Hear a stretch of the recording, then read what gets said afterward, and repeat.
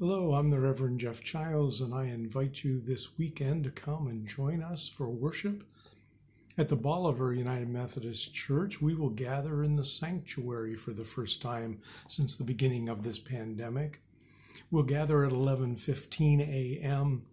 I invite you to wear your mask, or we'll have them to provide them to you if you don't bring one.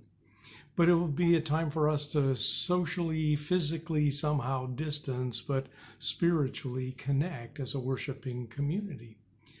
The Anglican United Methodist Church at 9 a.m. will gather out in their parking area, and I will preach from the church and allow people to come into some proximity without being indoors.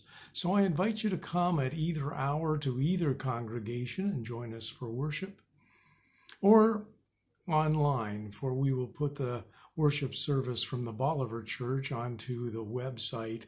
And that will take me a while, so sometimes Sunday afternoon when I get back to internet, you'll find the service online.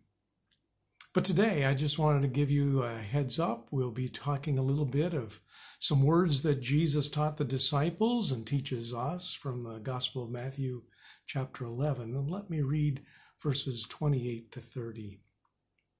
Come to me, all you who are struggling hard and carrying heavy loads. I will give you rest. Put on my yoke. Learn from me. I am gentle and humble, and you will find rest for yourselves. My yoke is easy, and my burden is light.